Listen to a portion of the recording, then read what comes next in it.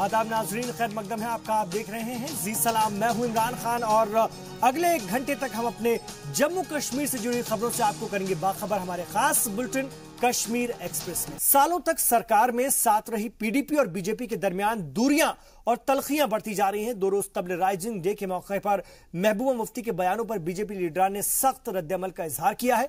पहले ये दोनों बयान आपको सुनवाते हैं।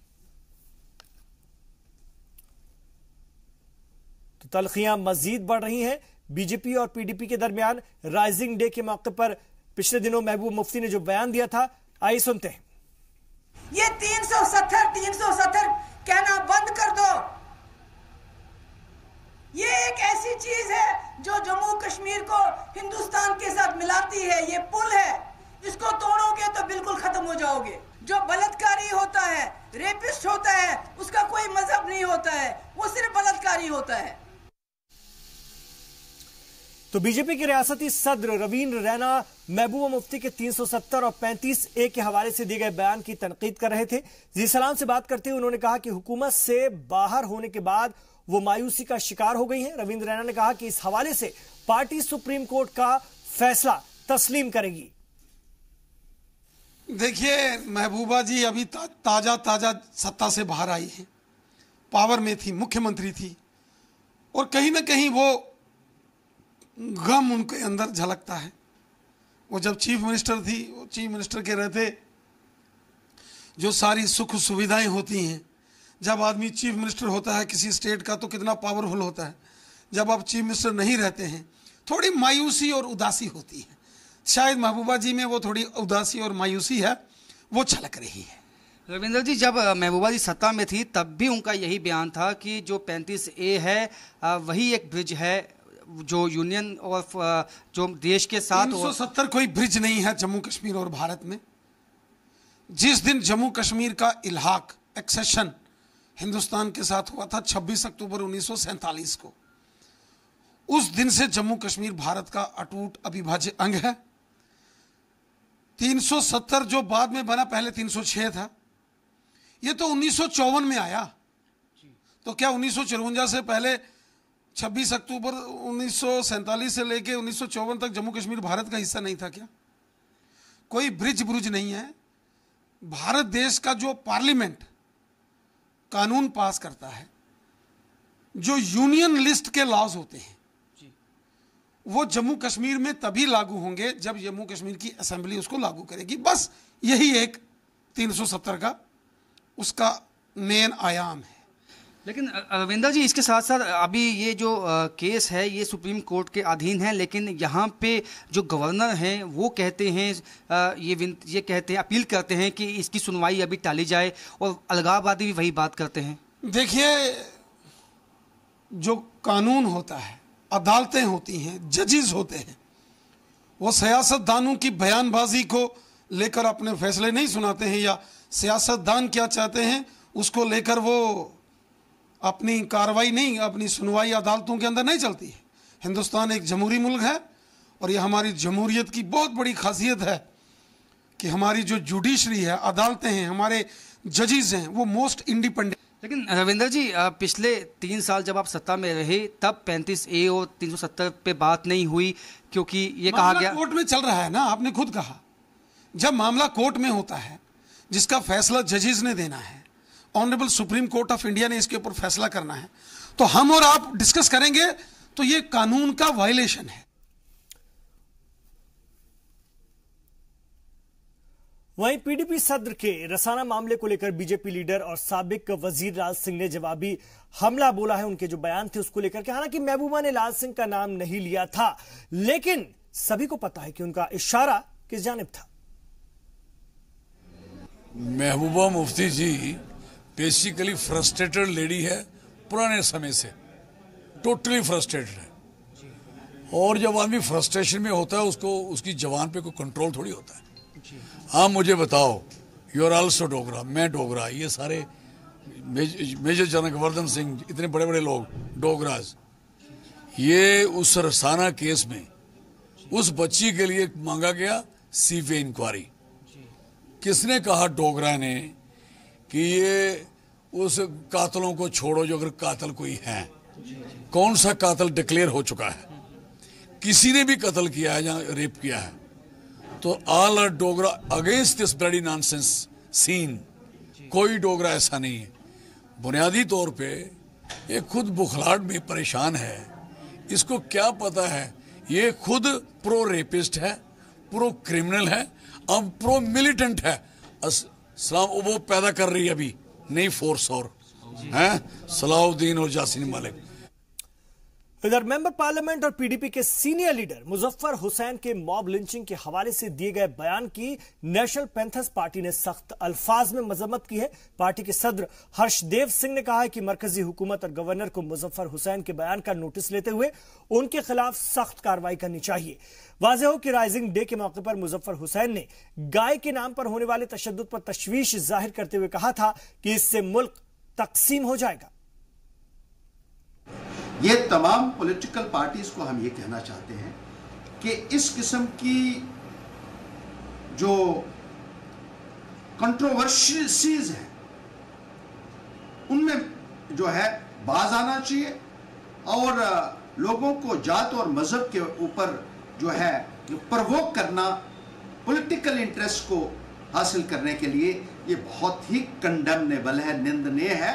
और इसमें ये तमाम पॉलिटिकल पार्टियां चाहे वो पीडीपी है, एनसी है, कांग्रेस है, बीजेपी है, सब एक थैली के चट्टे बट्टे हैं और एक ही किश्ती के अंदर सवार हैं। इधर जम्मू कश्मीर में गुज़िश्ता महीने से ही नए गवर्नर को तकर्रूर किए जाने को लेकर कई नाम सामने आ चुके हैं और इस सिलसिले में अब तक एक और नाम जुड़ गया है। अब जराये के हवाले से खबर है कि नए गवर्नर को लेकर के जिन नामों पर चर्चा हो रही है उनमें अब राजीव महर्षि का नाम सबसे आगे है। माना यह भी जा रहा है कि वो एनडीए सरकार के करीबी भी हैं। अमरनाथ यात्रा के अख्तिताम पजीर होते ही गवर्नर के ओहदे पर नए गवर्नर को बैठाया जाएगा। तो आपको बता दें कि जो नाम चल रहे हैं उनमें एक नाम और जुड़ गया है, चर्चा में है और अमरनाथ यात्रा के बाद नए गवर्नर की तकर्रूरी होनी है। इसको लेकर के अब जो नाम नया जुड़ा है वो है राजीव महर्षि का। उनके नाम को लेकर भी चर्चा आगे बढ़ रही है और यह भी कहा जा रहा है कि वो एनडीए सरकार के करीबी हैं। राजन वैद्य जम्मू से हमारे रिपोर्टर इस वक्त फोन लाइन पर हमारे साथ हैं, उनसे मजीद इत्तलात फराहम करेंगे। जी, आपसे ही जानना चाहेंगे ये नाम भी जुड़ गया है राजीव महर्षि का। हमारे नाज़रीन को बताइए कि कौन कौन से नाम फिलहाल गश्त कर रहे हैं इस सिमत में, क्योंकि बीच बीच में आपसे चर्चा होती रही है और नामों में इजाफा ही होता जा रहा है। और राजीव महर्षि के हवाले से भी बताइए।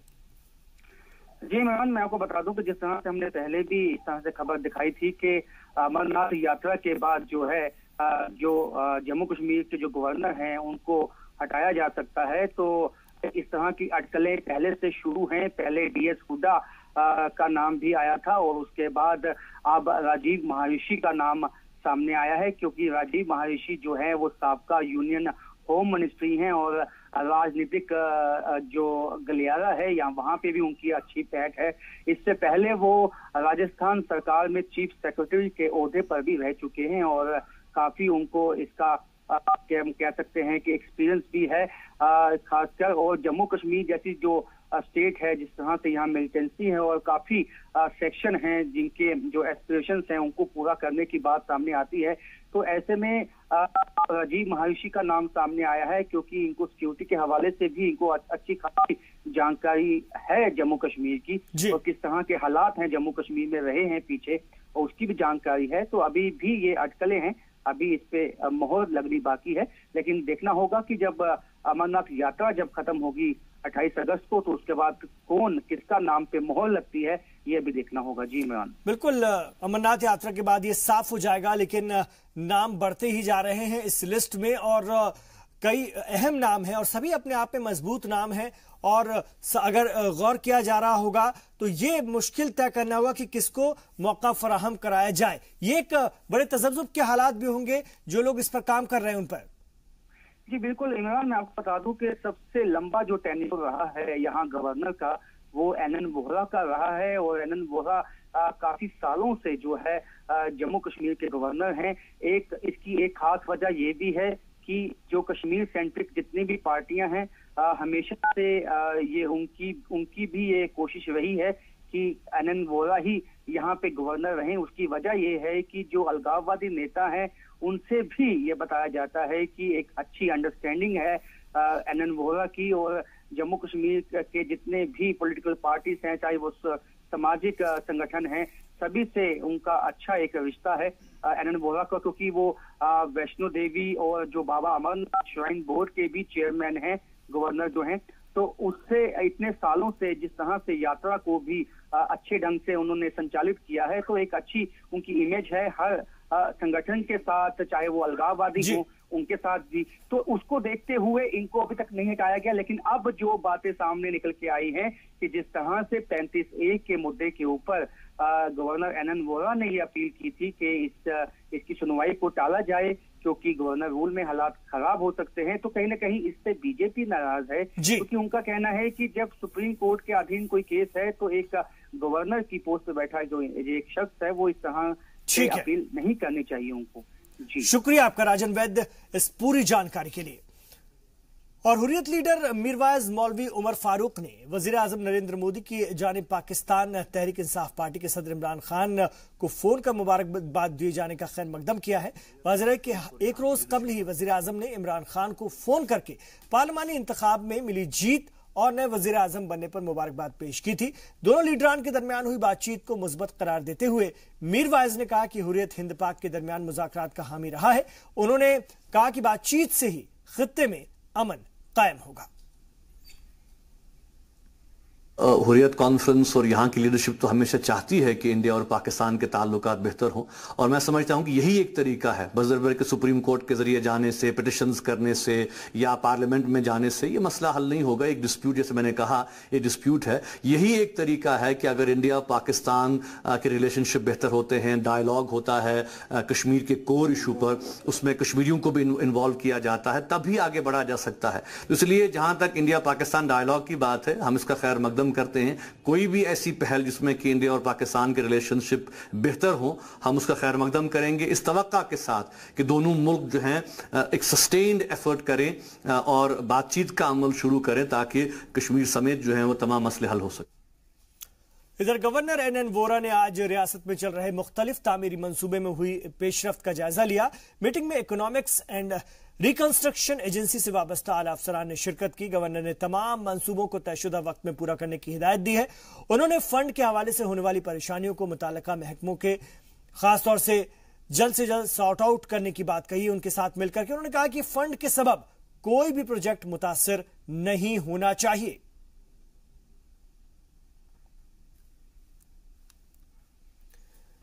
श्रीनगर म्युनिसिपल कॉरपोरेशन ने एनक्रोचमेंट के खिलाफ मुहिम चलाते हुए राजबाग इलाके में फुटपाथ पर लगी दुकानों को हटा दिया है। MMC कमिश्नर रियाज वानी की हिदायत पर बल्दिया एहलकारों ने पुलिस इंतजामिया की मदद से ट्रैफिक चौक के आसपास लगी रेडियों और खोखे को हटाने के साथ साथ जो बाहर लगी हुई दुकानें हैं उन्हें भी हटाया। इस दौरान गैर कानूनी तामीर को भी मुनहदिम कर दिया गया। जो हम हर रोज़, हर सुबह, हर शाम जो हमारे वेंडर्स हैं, जो हमारे इलीगल ऑक्यूपेंट्स रोडों पर हैं, लेकिन परेशानी एक बात यह है कि ये लोग सुधर नहीं जाते हैं।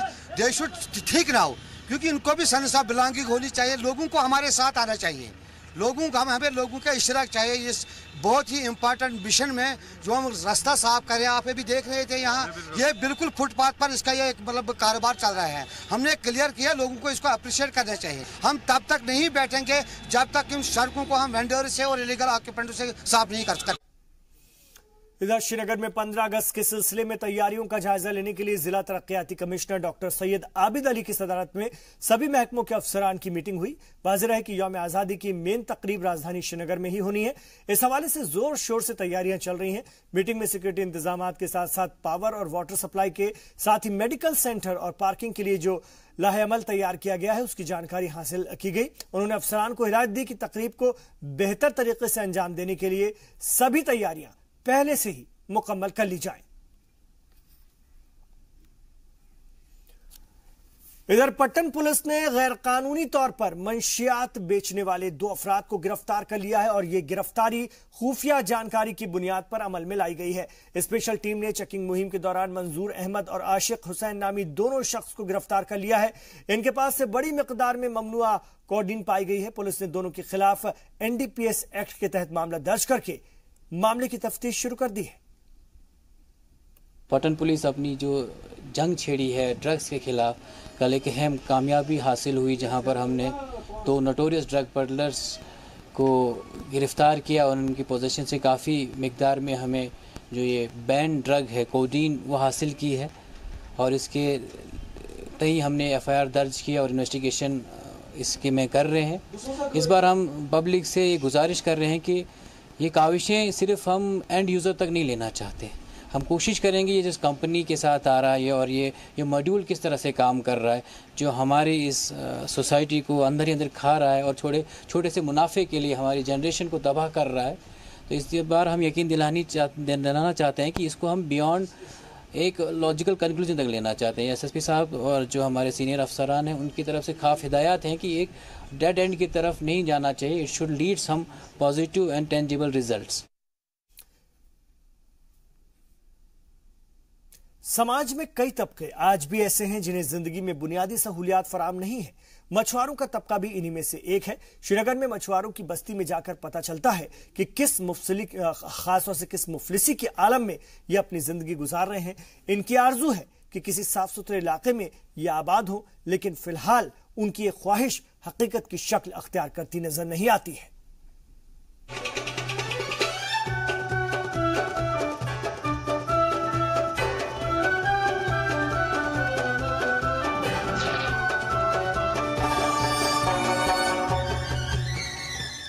श्रीनगर में कश्तियों से बहुत सारे रोजगार वाबस्ता हैं।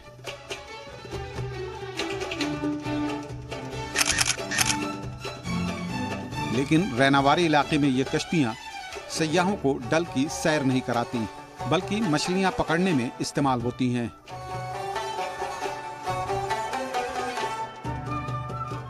मछुआरों की बस्ती में आबाद सैकड़ों अफराद का जरिए माश मछली पकड़ना और फिर उन्हें बाजार में बेचना है।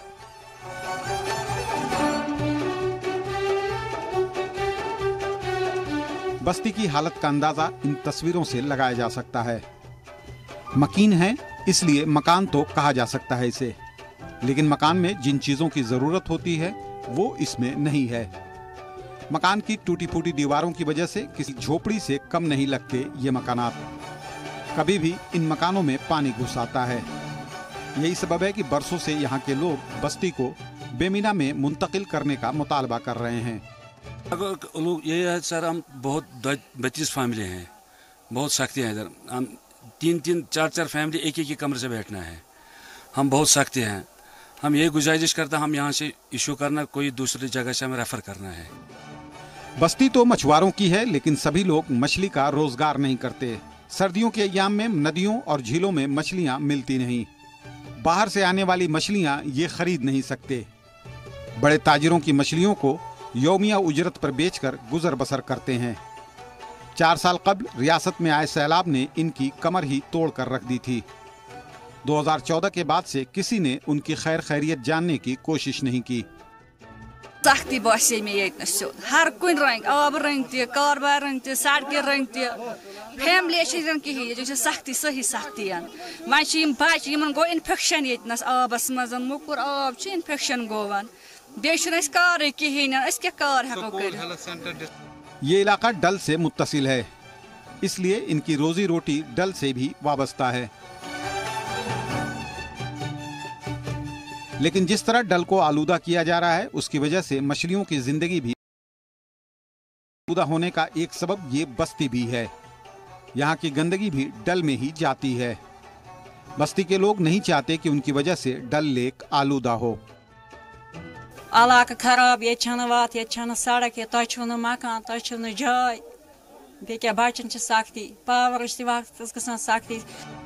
जी सलाम के नुमाइंदे ने जब इस सिलसिले में लावडा के BC से बात की तो उन्होंने आइंदा 2-3 माह के अंदर इस सिलसिले में फैसला किए जाने का यकीन दिलाया। इनकी मुश्किलात का मुझे पूरा इदराक है और आज से 3 महीने पहले मैंने स्टेट मॉनिटरिंग कमेटी के एजेंडा में इस बात को इंक्लूड किया था कि ये लोग जो फिशरमैन कॉलोनी में या डल के कोर एरिया में रहते हैं, इनकी बाज़ाबातकारी के लिए भी खातिरख्वाह इंतजाम किए जाएँ। और उस मॉनिटरिंग कमेटी के एक फैसले के मुताबिक फिल वक्त हम रखे हालत में इनकी बाज़ाबातकारी के असबाब को ऑब्ज़र्व कर रहे हैं और उनके इम्कानात का जायज़ा ले रहे हैं। मुझे पूरा यकीन है कि अगली मॉनिटरिंग कमेटी में एक हतमी फ़ैसला ले लिया जाएगा। ये इलाका मोहम्मद अली सागर के असेंबली हल्के में आता है। इसी इलाके के एक लीडर MLC भी हैं। बावजूद इसके ये मसला किसी की नोटिस में नहीं आया। ये हैरान करने वाली बात है। 4 माह कबल गुज़िश्ता सरकार के दौरान ये मसला उठाया गया, लेकिन इस पर कोई फैसला होता इससे पहले ही सरकार चली गई। देखना है कि गवर्नर इंतजामिया इस मसले को कितनी संजीदगी से लेती है। हर मसले का एक हल होता है। मसले का हल ये है कि इसका मामला जो है वो वाइस चेयरमैन के पास है, जो कि फाइल वहाँ पड़ा हुआ है। अगर फाइल वहाँ से अप्रूव होकर गवर्नर रूल के दौरान कहीं ना कहीं चला जाए तो इनको कहीं ना कहीं रिहेबिलिटेट किया जा सकता है। उम्मीद करते हैं अरबाब इक़्तिदार तक जी सलाम की आवाज़ पहुँच जाएगी और इनके मसाइल बहुत जल्द हल हो जाएंगे। अशरफ वानी के साथ सैयद तजम्मुल, जी मीडिया, फिशरमैन कॉलोनी, श्रीनगर। इधर शुमाली कश्मीर के बारामूला में आबादी के इजाफे के साथ साथ गाड़ियों की तादाद में भी रोज बरोज इजाफा होता जा रहा है। शहर की मौजूदा हालत को देखकर लगता है कि दोनों के बोझ तले शहर की सड़कें भी सिकुड़ती जा रही हैं। यही वजह कि ज्यादातर गाड़ियां इधर उधर खड़ी रहती हैं। पार्किंग का इंतजाम न होने के सबब गाड़ी मालिकों को खासी दुश्वारियों का सामना करना पड़ता है। सड़क के किनारे बेतरतीब खड़ी इन गाड़ियों को देखिए। शुमाली कश्मीर के सबसे बड़े शहर बारामूला की ये तस्वीरें हैं। ऐन सड़क के किनारे खड़ी इन गाड़ियों से ट्रैफिक का क्या हाल होता होगा, आप इसका अंदाजा खुद ही कर सकते हैं। इसकी एक झलक जी सलाम ने कैमरे में भी कैद की। बारामूला शहर का ये मसरूफ तरीन इलाका है। मेन बाजार है ये। हर वक्त यहाँ से हजारों अफराद का गुजरना होता है। दूसरे अजला और आसपास से भी सैकड़ों लोग रोजाना आते हैं यहाँ। बाहर से आने वाले जो लोग गाड़ियों से आते हैं, उनके पास अपनी गाड़ियां खड़ा करने का मसला होता है, क्योंकि पहले से ही दूसरों की गाड़ियां पार्क की हुई होती हैं।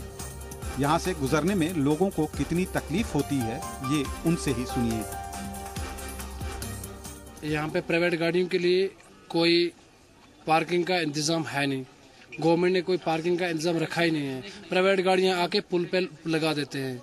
हम जब यहाँ से गाड़ी निकालते हैं तो बहुत दिक्कत हो जाती है सर यहाँ पे हमें। शहर के किसी भी इलाके में आप जाइए, तकरीबन हर जगह ऐसी ही तस्वीरें दिखती हैं। सड़कों पर गाड़ियां खड़ा करना यहाँ आम बात है। यही लोग जब बाजार में आते हैं तो गाड़ियां दुकानों के सामने पार्क कर देते हैं। जिन्हें यहाँ जगह नहीं मिलती वो ब्रिज पर अपनी गाड़ियां खड़ी कर देते हैं। हालांकि सड़कें काफी कुशादा हैं। ये खाली हो तो ट्रैफिक स्मूथ रह सकता है, लेकिन जब इतनी गाड़ियां सड़क के दोनों किनारे पार्क होंगी तो लामोहाला जाम तो लगना ही है। पीक आवर में तो गाड़ियां रेंगते हुए चलती हैं। राहगीरों को भी खासी दिक्कत उठानी पड़ती है। तलबा, दुकानदार और खरीदार सभी इससे परेशान हैं। बहुत बार यहाँ हमने एडमिनिस्ट्रेशन से ये गुजारिश की कि यहाँ पर जो ट्रैफिक जाम जो होता है ये इसलिए कि यहाँ पर कहीं पार्किंग का कोई इंतज़ाम नहीं है। दुकानदार जो यहाँ पर दुकानदार है उनको भी मुश्किलात है, क्योंकि उनके सामने जो पार्किंग सरियाई गाड़ियाँ खड़ी हैं तो उससे जो आम खरीदार उनको भी मुश्किलात होती है। दरअसल पार्किंग का मसला सड़कों पर लगने वाली रेहड़ी और नाजायज कब्जे के सबब भी पैदा हुई है, लेकिन असल मसला शहर में पार्किंग का माकूल इंतजाम न होना है। मकामी लोग काफी दिनों से मजीद पार्किंग बनवाने का मुतालबा कर रहे हैं। आबादी और गाड़ियों की तादाद में इजाफे के सबब पार्किंग के लिए जो जगह मुख्तस है वो काफी कम पड़ रही है। म्यूनिसिपल काउंसिल ने 2-3 जगहों की निशानदेही भी की है, लेकिन अभी तक ये शुरुआती मरहले से आगे नहीं बढ़ा है। बल्दिया के एग्जीक्यूटिव ऑफिसर का कहना है कि जल्द ही पार्किंग का मसला हल कर लिया जाएगा। डिस साहब हमारे इसमें काफ़ी कोशिश कर रहे हैं, डिस्ट्रिक्ट एडमिनिस्ट्रेशन इसमें काफ़ी परस्यू कर रही है कि बारामूला में ये लोगों को ये फैसिलिटी मैसर होनी चाहिए। तो इंशाल्लाह इस पर काम हो रहा है। इंशाल्लाह हम पूरे अपनी कोशिश करके इंशाल्लाह बारामूला के लोगों को पार्किंग की फैसिलिटी इंशाल्लाह प्रोवाइड करेंगे। सड़क पर खड़ी इन गाड़ियों से दो तरह के नुकसानात होते हैं। एक तो सड़क के किनारे खड़ी गाड़ियों की वजह से आम राहगीर सड़क के बीचों बीच चलते हैं, जाहिर है ये एक खतरनाक अमल है। दूसरे ये गाड़ियां भी महफूज नहीं रहती, अक्सर इन गाड़ियों को पीछे से या साइड से दूसरी गाड़ियां ठोकर मार देती हैं। इनसे महफूज रहने के लिए जरूरी है कि शहर में पार्किंग का मुतबादिल इंतजाम किया जाए। जी सलाम के लिए अनंतनाग से याकूब लाला की रिपोर्ट। कश्मीर एक्सप्रेस में यहां रुकेंगे एक छोटे से वक्फे के लिए, लौट रहे हैं अपने जम्मू कश्मीर की और भी खबरों के साथ।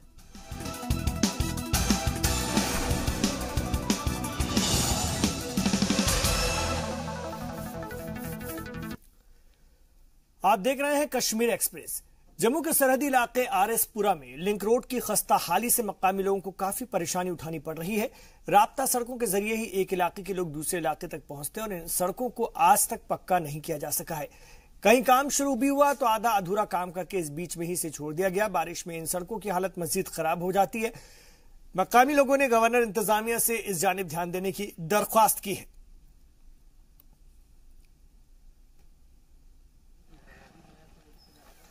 बड़ी बुरी हालत है गाँव की सर, जो लिंक है हमारे सब टूटे फूटे हैं। गाड़ी तो चलने की बात ही छोड़ो, आप साइकिल भी लेना मुश्किल हो जाता है।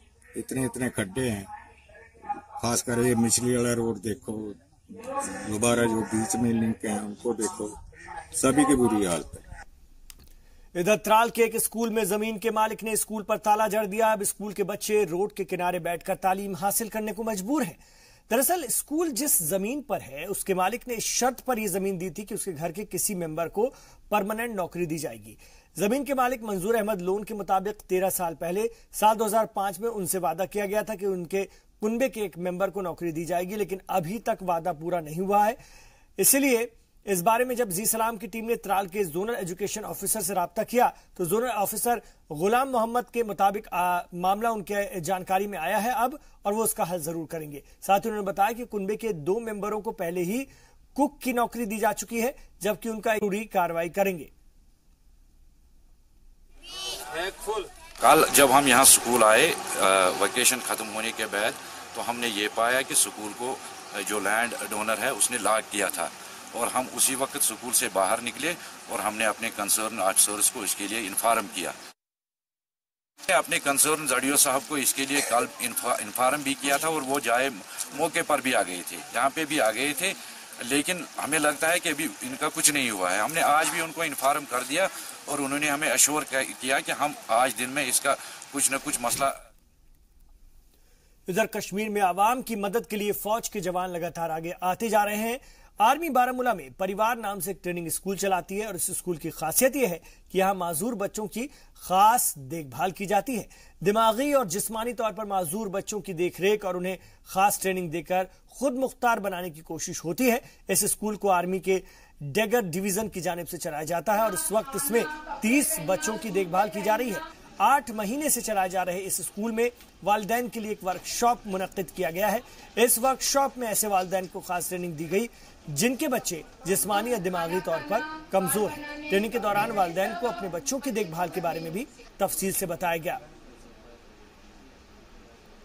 ये पेरेंट ऑर्गेनाइजेशन ने जो स्कूल खोला है, ये डैगर डिवीजन, इन्होंने इनको बहुत बड़ा सपोर्ट दिया है। इन्होंने इनको लॉजिस्टिक के तौर पे एक रूम्स दिए हैं। ये रूम्स इन्होंने क्लासरूम उनको वेल इक्विप करके दिए हैं और इनकी ही ये सपोर्ट से आज ये स्कूल खुल गया है, जो बारामूला का ट्रेंड सेटिंग स्कूल है, फर्स्ट स्पेशल स्कूल इन बारामूला। पेरेंट्स का इतना है ना, इंथ्यूजियास्टिक आके देख रहे, बच्चों के साथ आ रहे हैं, ओके रेगुलरिटी है बच्चे, एंड ममताजा है, यही तो हेड कर रहे हैं इसको स्कूल को। स्लोली हम भी उसके हेल्प, परिवार की हेल्प के थ्रू से हम भी बहुत कोशिश कर रहे हैं बच्चों के लिए करने के लिए, बारामूला बच्चे के लिए। और शहरी इलाकों के स्वच्छता अभियान की तर्ज पर मरकजी हुकूमत के ministry of drinking water and sanitation की जानिब से शुरू किए गए ग्रामीण स्वच्छता सर्वेक्षण 2018 में रामबन जिले को अच्छी रैंकिंग मिल सके, इसके लिए डीडीसी शौकत एजाज भट्ट ने जिला इंतजामिया के ऑफिसर्स की मीटिंग ली, जिसमें कि एडीडीसी रविंद्र साधु, एसीआर विवेकपुरी, डीपीओ, सीपीओ समेत कई अहदेदारों ने इजहार ख्याल किया। इस दौरान डीसी ने सभी अहदेदारों को हिदायत दी है कि सफाई को लेकर आम लोगों को बेदार करने का काम किया जाए। उन्होंने इसके लिए कैंपेन छेड़ने की बात भी कही है। उन्होंने इसके लिए खास तौर से कैंपेन छेड़ने की बात कही है। इस कैंपेन के तहत पंचायत, तालीमी इदारे और हेल्थ इंस्टीट्यूशंस को खासी तवज्जो देने की बात कही गई है। इधर 17 अगस्त से शुरू हो रहे बूढ़ा अमरनाथ यात्रा की तैयारियां जोरों पर हैं। पुंछ के डीसी राहुल यादव ने दशनामी अखाड़ा मंदिर का दौरा किया और बूढ़ा अमरनाथ यात्रा को लेकर की जा रही तैयारियों का जायजा लिया। वाज़ेह है कि बूढ़ा अमरनाथ आने वाले यात्रियों के लिए दशनामी अखाड़ा मंदिर अहाते में ही बेस कैंप बनाया जाता है और इसके लिए तमाम इंतजाम मंदिर की जानिब से ही किए जाते हैं। पुंछ शहर से बूढ़ा अमरनाथ मंदिर तकरीबन 30 किलोमीटर दूर है। डीसी ने अखाड़ा मंदिर की तरफ से की जा रही तैयारियों का जायजा लेने के साथ ही दशनामी अखाड़ा ट्रस्ट के चेयरमैन बसंत राम से मुलाकात भी की। विजिट की और इसमें जो यहाँ पे रिक्वायरमेंट है लोगों की, जो है डिफरेंट डिपार्टमेंट से रिलेटेड, पीएचई, पीडब्ल्यूडी और पीडीडी से रिलेटेड, म्युनिसिपैलिटी से रिलेटेड जो यहाँ पे सफाई के इंतजामात और इन सब की ज़रूरत है, उसको एक प्राइमरीली असेस करने के लिए एक जस्ट जो है स्पॉट विजिट और जो मंदिर ऑर्गेनाइजिंग, जो यहाँ की ऑर्गेनाइजिंग कमेटी है, उनसे इंटरेक्ट किया। आप जैसे कि सबको मालूम है कि श्री बूढ़ा अमरनाथ जी की यात्रा जो 17 अगस्त से शुरू होने जा रही है, उसी सिलसिले में आज यहाँ पे डीसी साहब ने यहाँ पे विजिट किया पूरी टीम को लेके। XEN PDD, XEN PWD, XEN PHE, municipality का जितना अमला था सबको लेके उन्होंने यहाँ पे विजिट किया है, ऑन स्पॉट विजिट किया और यात्रियों को किसी तरह की कोई परेशानी ना हो उसका हल करने के लिए, उसका यात्रियों को सहूलियत देने के लिए उन्होंने ऑन स्पॉट इंस्ट्रक्शन दी है कि यात्रा से पहले सारे इंतजाम हो जाएं ताकि यात्रियों को किसी तरह से कोई परेशानी ना हो। और मेवे और सेब की काश्त के साथ साथ वादी में अंगूर भी किसानों का अहम जरिया माश है। गांदरबल जिले में अंगूर की अच्छी खासी पैदावार होती है, लेकिन हाल ही के दिनों में मुख्तलिफ बीमारियों के सबब किसानों को खासा नुकसान हुआ है। किसानों का कहना है कि महकमे की जानिब से उन्हें मदद नहीं मिलती है और दूसरी जानिब कृषि विज्ञान केंद्र के माहिरीन का कहना है कि किसानों को बीमारियों से मुताल्लिक खुद ही बेदार होना होगा। रेपोरा लार में इस जैसे अंगूरों के ढेरों बागात मौजूद हैं। यही वजह है कि मकामी जबान में इसे दक्ष रेपोरा यानी अंगूरों का गांव भी कहा जाता है। गांव में तकरीबन 61 हेक्टेयर के रकबे में अंगूर की पैदावार की जाती है। यहाँ मुख्तलिफ किस्म के अंगूर की काश्त होती है। महाराष्ट्र, आंध्र प्रदेश व तेलंगाना के बरखिलाफ यहाँ हरे अंगूर ज्यादा होते हैं, लेकिन गुज़िश्ता चंद सालों से इसकी पैदावार में कमी वाक़ई होती जा रही है। फलों और पत्तियों में होने वाली बीमारी के सबब 30 से 40% फसल बर्बाद हो रही है। हालांकि वक्तन फवक्तन कृषि विज्ञान केंद्र, महकमा बागबानी और एग्रीकल्चरल यूनिवर्सिटी के माहिरीन इन इलाकों का दौरा करते रहते हैं, लेकिन किसानों का कहना है कि इन दौरों से जितना फायदा होना चाहिए था वो नहीं मिल पा रहा है। अच्छी तरह से बनता है, हम इसी पे रोजगार चलता है, मगर यहाँ पर कोई नहीं आता है कि हम कोई नहीं इसमें ट्रीटमेंट करता है। यहाँ पर कोई नहीं आता है कि हम इसको ज़्यादा से ज़्यादा पैदावार कर सकेंगे। काली काली दाग हो चुकी हैं और भी बहुत सी खराबी हो चुकी है। यहाँ पर कोई टीम ही नहीं आ रहा है कि हम देखेंगे कि इसमें कौन सा दवा लगेगा। गाँव के ज्यादातर किसान अंगूर की खेती पर ही मुनहसिर हैं।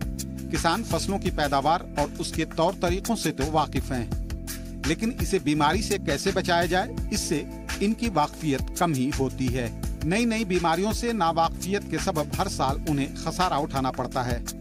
उनका कहना है कि इस सिलसिले में माहिरीन की मदद बेहद जरूरी है।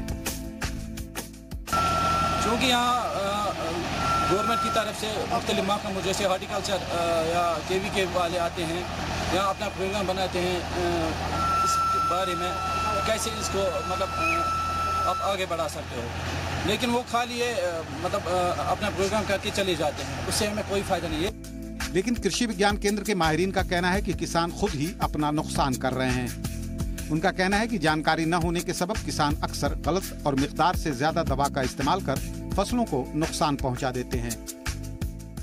इनको चाहिए कि वो किसी एक्सपर्ट से बात करें, वो इनको अच्छी तरह बताएगा कौन सी बीमारी और किस स्टेज पे किस तरह से रुक सकती है। तो कभी ये जाते हैं खुद ही दुकानदार के वजह जाते हैं, हमें यही प्रॉब्लम है, वो दवाई ले आते हैं और पता नहीं होती है डोजेज क्या है। हम बहुत जगहों पे गए, अभी खरानियामा कोरामा गए थे, वहाँ पे उन्होंने डोजेज हेक्साकोनाजोल लगाया था, वो उन्होंने डबल डोज पे लगाया था। जब हम वो परेशान हो गए, हमें फ़ोन किया, हम फ़ोन पे गए उनको देखने के लिए, वहाँ पे उनको फाइटोटॉक्सिटी हो गई थी। एक तो पत्ते भी जल गए थे और फ्रूट भी जल गया था, वो रॉट हो गया था। तो जब ज़्यादा कंसंट्रेशन डालते हैं तो उनको पता नहीं चलता कि ये किस चीज़ से होता है। इन अंगूरों में आमतौर पर एंथ्रेक्नोज नाम की बीमारी होती है। पत्तों और फलों पर इसके निशान देखकर बीमारी का पता लगाया जा सकता है। बीमारी के असर से पत्ते काले हो जाते हैं और फलों में आंख की शक्ल के दाग पड़ जाते हैं। माहिरीन का कहना है कि किसानों को फल तोड़े जाने तक मुतवातिर माहिरीन की मदद लेनी चाहिए। जी सलाम के लिए गांदरबल से वकार मंजूर की रिपोर्ट। और इधर अनंतनाग में ट्रेडर्स और मैन्युफैक्चरर एसोसिएशन के चेयरमैन के ओहदे के लिए इंतखाबात मुनक्किद हुए। इंतखाबात में अब्दुल रहमान ने फतेह हासिल की है। इस इंतखाबात में 3 उम्मीदवारों ने शिरकत की थी, जिनमें से सबसे ज्यादा 38 वोट पाकर अब्दुल ने जीत दर्ज की है। जीत के बाद अब्दुल रहमान ने कहा कि वो ट्रेड से जुड़े मसाइल सरकार और इंतजामिया के सामने उठाएंगे, साथ ही कारोबारियों के मसाइल हल करने की पूरी कोशिश करेंगे। तो यही होगा और हमारी यही कोशिश रहेगी और हमारी डिमांड है कि मसले कश्मीर जो ये हल तलब है, यूएन रेजोल्यूशन में इनका 58 टाइम्स का जिक्र आया है, ये मसला किसी भी सूरत में हल होना चाहिए। और ये मसला जो है कश्मीरियों के अना के हिसाब से जो वो चाहते होंगे उसी हिसाब से हल होना चाहिए। हम किसी और दबाव में नहीं आना चाहिए। इधर आर्टिकल 35A को लेकर सियासी लीडरों के बयानात के बाद अनंतनाग बार एसोसिएशन ने भी आर्टिकल 35A से छेड़छाड़ की बात को लेकर अपनी नाराजगी जताई। उन्होंने अनंतनाग में एक रैली निकाली और 35A की हिमायत में अपनी आवाज बुलंद की। रैली लाल चौक से शुरू होकर कोर्ट अहाते तक निकाली गई।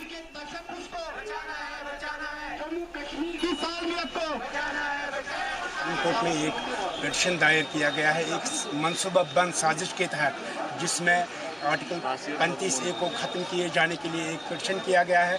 कश्मीरी और हम बहसीत कश्मीरी और बार एसोसिएशन इस्लामाबाद इसकी टूथ एंड नेल इसके दिफा में आएंगे, पहले भी आए हैं और इसका दिफा करेंगे। हमने बार एसोसिएशन इस्लामाबाद ने आज से 6 महीने पहले एक दरख्वास्त दिया है सुप्रीम कोर्ट में, वो दिया है जो हाईकोर्ट बार एसोसिएशन के हमारे वकला साहिबान वहाँ पे अपीयर हो रहे हैं, उनके वसातत से हमने एक दरख्वास्त दिया है कि हमें भी इसमें एक पार्टी बनने दिया जाए। इधर रामबन में all Jammu Kashmir CAPD dealers union की जानिब से एक कन्वेंशन मुनक्किद किया गया, जिसमें कि रियासत भर से डीलर्स ने शिरकत की। डीलर्स ने गवर्नर से खुद को मुस्तकिल किए जाने का मुतालबा किया। डीलर्स का कहना था कि साबिक गवर्नमेंट ने साल 2014 में ही उनको मुस्तकिल करने का मुतालबा किया था, लेकिन सरकार चली गई और वादा भी पूरा ना हो सका। कन्वेंशन के बाद डीलर्स ने रामबन के DC ऑफिस तक रैली भी निकाली, जहां DC ने उनके मुतालबात को गवर्नर तक पहुंचाने की बात कही। 2014 में हमें कैबिनेट डिसीजन के तहत हमें मुलाजमत के जुमरे में लिया गया था, जो कि आज तक वो मसला जो का तू ही रह गया। तो 2014 में फिर जब सैलाब आ गया, उस वजह से उसके फॉर्मल ऑर्डर्स नहीं निकले। उसके बाद हुकूमत बदल गई तो दूसरी हुकूमत ने उस पर पैर अपना रख के उस मसले को ऐसे ही रख दिया। तो अब हमने जम्मू में कुछ महीने पहले हमने एक स्ट्राइक 5 दिन की स्ट्राइक की थी। तो हमारे मंत्री साहब ने हमारे साथ तब बात करके हमारे वो मसले को हल करने के लिए जिम्मेवारी ली थी। तो उसके बाद उन्होंने रहबरी खुराक तर्ज पे फाइल बनाई और वो रहबरी खुराक फाइल चल रही थी, प्रोसेस हो रही थी। तो हमारे मंत्री साहब चेंज हो गए। उसके बाद जो हमारे दूसरे मंत्री साहब आ गए, उन्होंने जुलाई एंडिंग का हमें टाइम दिया था, तब तक मैं ये मसला हल करूँगा। लेकिन आप लोग बखूबी वाकिफ़ हैं जो कि उसके बाद जो BJP और PDP का एलियंस ही ख़त्म हो गया, उस वजह से हमारे इस मसले पे बहुत एक गहरा असर पड़ गया। जो हमारा वो ख्वाब है, हमारी जो जेन्युइन डिमांड है, वो बिल्कुल ऐसी ही रह गई। नाज़रीन, यहाँ रुकेंगे एक और छोटे से वक्फे के लिए, लौटेंगे अपने जम्मू कश्मीर की और भी खबरों के साथ।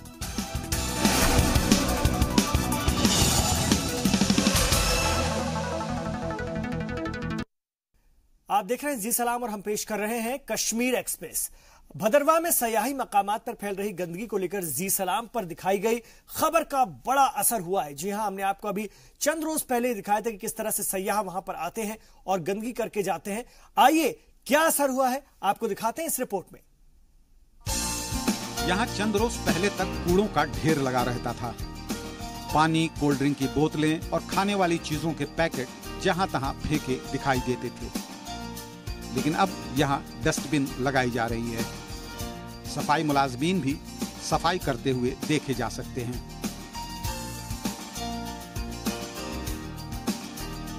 ये तब्दीली अचानक नहीं हुई है।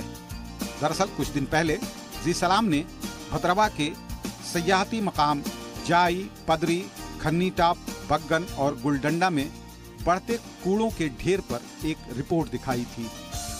उस रिपोर्ट में हमने सिर्फ इंतजामिया पर ही नहीं बल्कि आने वाले सयाहों की लापरवाही पर भी सवाल उठाए थे। उसका नतीजा ये हुआ कि इंतजामिया ने आनन फानन में इन मकामात पर डस्टबिन लगवाने शुरू कर दिए हैं। सफाई मुलाजमीन भी दिन रात लगकर इलाके को चमकाने में लगे हुए हैं।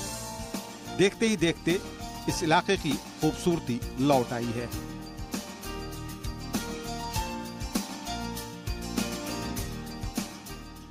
हम जी सलाम के बहुत आभारी हैं जिन्होंने हमारी मांग को जो है उजागर किया और अथॉरिटीज़ तक पहुंचाया।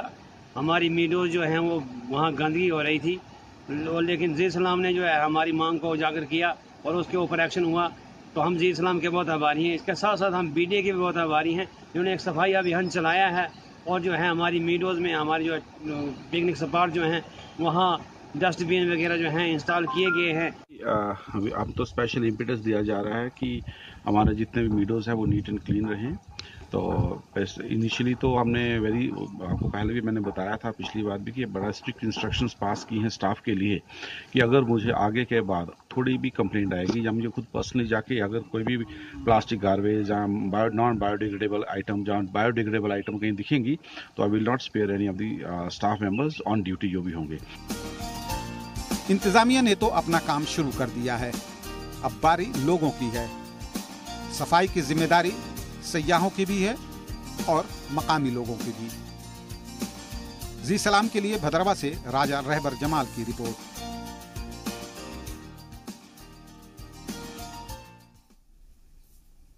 तो जी सलाम की खबर का असर और हम यूं ही जम्मू कश्मीर की आवाम के हक में आवाज बुलंद करते रहेंगे।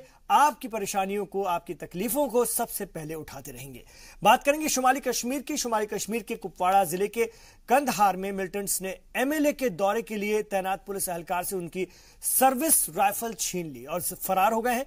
जराये के मुताबिक लोलोब के मैदानपुरा कंदहार इलाके में 4th बटालियन IRP के पुलिस एहलकार मोहम्मद इशाक साबिक वजीर और MLA अब्दुल हक खान के दौरे के मद्देनजर हिफाजत के लिए तैनात किया गया था।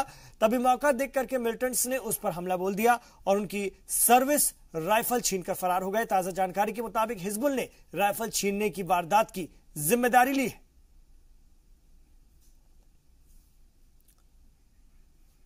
तो बौखलाए हुए मिलिटेंट जिस तरह से उन पर कार्रवाई चल रही है इस वक्त सिक्योरिटी फोर्सेस के जरिए, वो इस तरह की हरकत करते हैं। कभी बैंक पर हमला करते हैं तो कभी किसी सियासी लीडर के घर पर गोलियां चलाते हैं तो कभी किसी सिक्योरिटी एहलकार से उनके हथियार छीनकर फरार हो जाते हैं। बौखला चुके हैं पाकिस्तान परस्त मिलिटेंट्स और जो उन्हें खास तौर से मदद दी जा रही थी पाकिस्तान की तरफ से, जो दरअंदाजी कराई जा रही थी, हमारी सिक्योरिटी फोर्सेस ने चुन चुनकर उन्हें ढूंढ निकालना शुरू किया है और उसके बाद उनसे सख्ती से निपटा जा रहा है।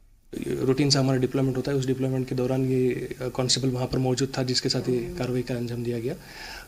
हमें उम्मीद है कि जल्द से जल्द हम इस तफ्तीश को अंजाम तक पहुँचाएंगे।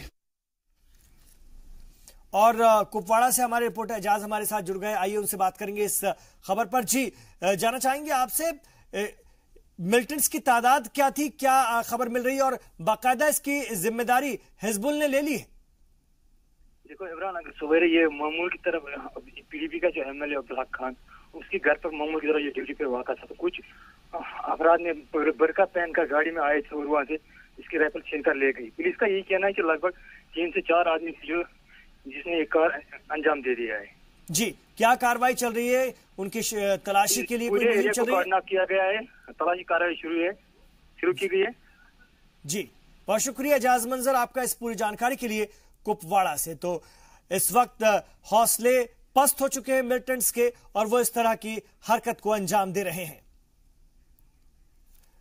इधर जेएनके बैंक ने 16वां जेके पुलिस मोटायर मेमोरियल फुटबॉल टूर्नामेंट जीत लिया है। श्रीनगर वाकई टूरिस्ट रिसेप्शन ग्राउंड में खेले गए फाइनल में जेके बैंक ने जेके स्टेट पावर कॉर्पोरेशन को सडन डेथ पेनाल्टी शूटआउट से 7-6 से शिकस्त दी। फातेह टीम को गवर्नर एनएन वोरा ने ट्रॉफी, मेडल और कैश इनाम दिया।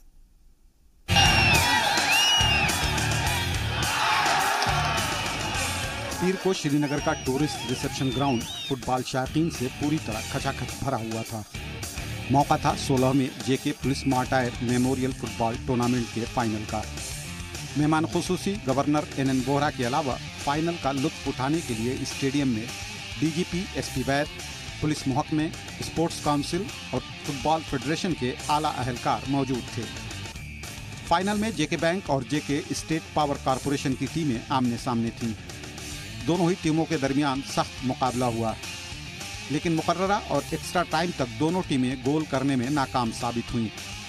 पेनल्टी शूटआउट में भी मुकाबला 5-5 से बराबर रहा, लेकिन सडन डेथ में जेके बैंक की टीम ने बाजी मार ली। सेमीफाइनल में जेके पुलिस के खिलाफ जीत के हीरो रहे निर्दोष कौल ने खिताबी मुकाबले में भी टीम को कामयाबी दिलाई। जेके बैंक टीम के कप्तान दानिश और गोलकीपर निर्दोष दोनों को ही पेनाल्टी में जीत का यकीन था। टाई ब्रेकर तो ऊपर वाले के हाथ में, क्या हो जाएगा क्या नहीं। फिर भी कोच ने स्ट्रेटजी जो बताई हुई थी कि अपना माइंड कूल रखना, इधर उधर नहीं देखना, सिर्फ फोकस करना बॉल के ऊपर, बस वही। नहीं मैं देख रहा था बॉल की मूवमेंट, जहाँ जिस साइड बॉल जाएगी तो उस साइड मैंने अपनी मूवमेंट की, दैट बाय लक। निर्दोष बहुत अच्छा कीपर है, हमको पता थी कि ये सेव 2-3 तो देता ही है हमेशा पेनल्टीज में। पेनल्टी इसको गॉड गिफ्ट है कि पेनल्टीज में ये सेव देता ही देता है। हमारा बस इतना था कि गोल हमको मारना है, स्ट्राइक करना है अच्छे से, तो निर्दोष 1-2 देगा। फाइनल में साबिक चैंपियन स्टेट पावर कॉर्पोरेशन की टीम को खिताब का दावेदार माना जा रहा था। जेके बैंक की नौजवान टीम के मुकाबले पावर कॉर्पोरेशन की टीम काफी तजुर्बेकार थी, लेकिन खिलाड़ियों ने कोच की हिदायत पर अमल करते हुए अपनी बर्तरी साबित कर दी। नहीं, इन्होंने बहुत मेहनत किया है, जैसे इनको बताया गया है इन्होंने उस चीज़ को फॉलो किया है। मैं इनका बहुत शुक्रगुजार हूँ, जिसने भी आज खेला बहुत शुक्रगुजार हूँ इनका, इन्होंने वैसे ही फुटबॉल खेला है। 10 दिनों तक चले इस टूर्नामेंट में शायकीन ने जिस तरह की दिलचस्पी दिखाई और बड़ी तादाद में मैच का लुत्फ उठाया, उससे ऑर्गेनाइजर और खिलाड़ियों दोनों का हौसला बढ़ा। हाल के बरसों में गालिबन ये पहला मौका था जब हजारों की तादाद में शायकीन ने किसी खेल मुकाबले का लुत्फ उठाया हो।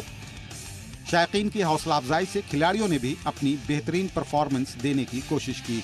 इधर अभी कंपटीशन बढ़ रहा है, बहुत अच्छा कंपटीशन। जैसा कि आप देखिए सेमीफाइनल में हमारा पुलिस के साथ मैच था, वो भी पेनल्टीज में डिसाइड, उसका भी डिसाइडर पेनल्टीज में हो गया, तो फाइनल में भी पेनल्टीज में हो गया। इसका मतलब कि कंपटीशन ठीक हो रहा है इधर। अगर वन साइड होता तो फील्ड में ज़्यादातर ये रिजल्ट निकल जाता है। बस क्राउड ऐसा ही होना चाहिए। आज हमने पहली बार इतना ज़्यादा क्राउड देखा, तो ज़्यादा मज़ा आता है कि जब लोग इतना ज़्यादा शोर मचाते तो हमको भी फीलिंग आती है कि नहीं हम फुटबॉल खेल रहे हैं, वरना कोई नहीं देख रहा होता तो हमको कुछ पता नहीं हम किधर खेल रहे होते। इस मौके पर गवर्नर एनएन वोरा ने रियासत में खेलों को फरोग देने के लिए स्पोर्ट्स काउंसिल और स्पोर्ट्स डिपार्टमेंट को मिलकर काम करने को कहा। खेलों के बुनियादी ढांचों को मजबूत करने पर जोर देते हुए उन्होंने कहा कि रियासत में सलाहियत की कमी नहीं है। वहीं डीजीपी एसपी वैद ने नौजवानों की शिरकत को मुस्बत करार दिया। तो यही कहूँगा कि हमारी रियासत में स्पोर्ट्स का बहुत टैलेंट है, फुटबॉल का बेहद टैलेंट है। अब आपने देखा है पिछले कुछ सालों में हमारे क्रिकेट के खिलाड़ी कहाँ पहुंचे। इतना लुत्फ उठाया, जो देख रहे थे, और इतना रश था। मेरे ख्याल काफ़ी लोग यहाँ आए थे मैच का मज़ा लेने के लिए, और बहुत अच्छी गेम खेली गई। मुझे उम्मीद है कि इसी तरह का आगे भी स्पोर्ट्स एक्टिविटीज़ होती रहेंगी। रियासती पुलिस की जानिब से मुनक्किद टूर्नामेंट के फातेह को गवर्नर ने ट्रॉफी और इनामात दिए। फातेह जेके बैंक को ट्रॉफी के साथ 1 लाख रुपए का नकद इनाम दिया गया, जबकि रनर्स अप को 75,000 और तीसरे नंबर पर ही टीम को 50,000 रुपए मिले। फाइनल के बेहतरीन खिलाड़ी का एजाज निर्दोष कौल को मिला। जी सलाम के लिए श्रीनगर से सैयद तजम्मुल की रिपोर्ट। और इस मैच के बाद J&K बैंक के चेयरमैन परवेज अहमद ने फातेह टीम को मुबारकबाद पेश की। उन्होंने कहा कि खेलकूद में दिलचस्पी रखने वाले नौजवानों के लिए बड़गाम के नरबल में जमीन भी मुहैया कराई गई है और इस जमीन का इस्तेमाल खेलकूद में दिलचस्पी रखने वाले नौजवानों की प्रैक्टिस के लिए किया जाएगा। कल मैंने इनको ये बता दिया, हमारा एक पीस ऑफ लैंड है नारबल में। हमने डिसाइड किया है कि हमारा अपना ग्राउंड होगा जहां पर सब फैसिलिटीज होंगे, जहां पर उनके मतलब कैंटीन होगा, लाइब्रेरी होगी, हेल्थ क्लब होगा, ताकि मतलब उनको सब फैसिलिटीज मिले, क्योंकि इनका पोटेंशियल है, उनको पूरी ट्रेनिंग मिलनी चाहिए, फिजिकल फिटनेस होनी चाहिए, ये सब चीज़ें हम उनको प्रोवाइड करेंगे। उसके साथ साथ हम ये चाहते हैं कि मतलब जितने भी ये प्लेयर्स हैं, ये तो मतलब रेगुलराइज एक मामूली सी बात है। तो नाज़रीन, कश्मीर एक्सप्रेस के शुमारे में आज के लिए बस इतना ही, लेकिन थोड़ी देर बाद यानी 8 बजे आप देखेंगे हमारा बेहद खास program ground zero Khurshid Rabbani के साथ। आप देखते रहिए जी7।